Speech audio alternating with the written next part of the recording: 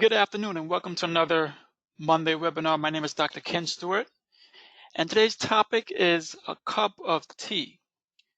I'm going to be starting a three-part series on this topic. Today, we'll be talking about the types of teas and also some concerns you should be aware of. So, let's get started. Believe it or not, all teas come from a single plant called Camellia sinensis. Where the plants grow and how their leaves are processed are what determines the type of tea. These categories are determined by how the leaves of the Camellia sinensis plant are processed and oxidized. So many popular herbal infusions such as chamomile and rooibos that we call tea aren't true teas, but rather fall into a broader category we call herbal teas. We are going to review the four varieties: green, black, white, and oolong. Green teas. Green teas are very minimally oxidized. After picking, leaves are processed and heated either by pan roasting or steaming to allow the leaves to retain their green color. Pan roasted green teas are usually smooth and aromatic, while steam teas maintain a fresh, almost grassy taste, something that is very desirable in Japanese teas.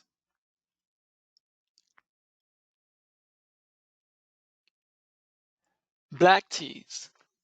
Black teas are heavily oxidized teas and probably what you think of when you think of tea. Oxidation changes the leaf's properties and accounts for the dark, rich amber or brown colors and strong, brisk flavors that are characteristic of black teas.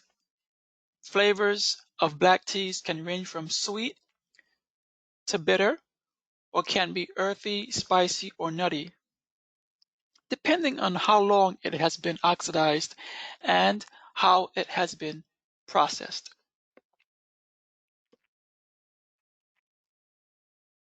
White teas. White teas are the least processed of the tea types. They're named after the fine white hairs that still cover the young buds or leaves of the tea plant that they are plucked from. The buds and leaves are quickly processed and dried to minimize oxidation. The result is a delicate, fragrant tea. Last but not least, oolong teas. Oolong teas are semi-oxidized teas. Mature leaves are picked at their peak, then processed and oxidized, with variations in oxidation times are what allow oolong teas to vary greatly in color, aroma, and of course, flavors. Now, let's end with the concerns of drinking too much tea.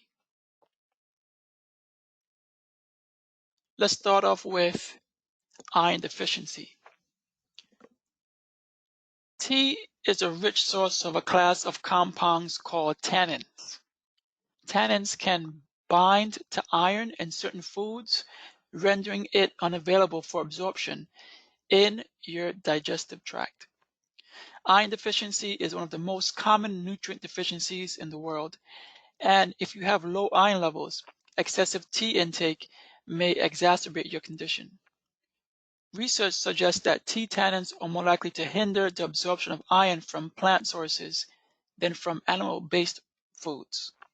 Thus, if you follow a strict vegetarian or vegan diet, you may want to pay extra close attention to how much tea you consume. Number two, increase anxiety and stress, but also restlessness. Tea leaves naturally contain caffeine.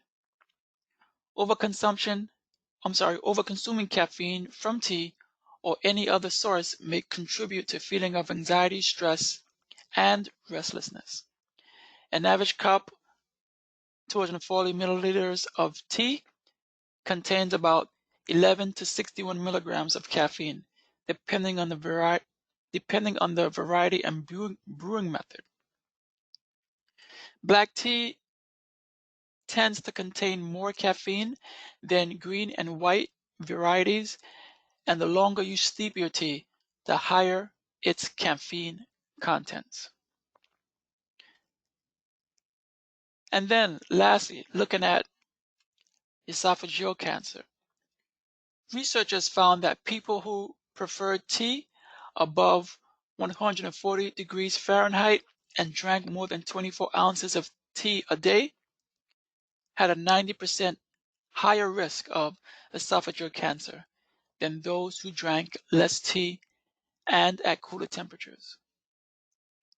So your concerns are iron deficiency, caffeine, and esophageal cancer when you consume too much tea. So be mindful of that. And this brings us to the end of our first series or first presentation as we talk about a cup of tea. Thank you. Have a good day. Look forward to connecting with you next week. Take care. Bye.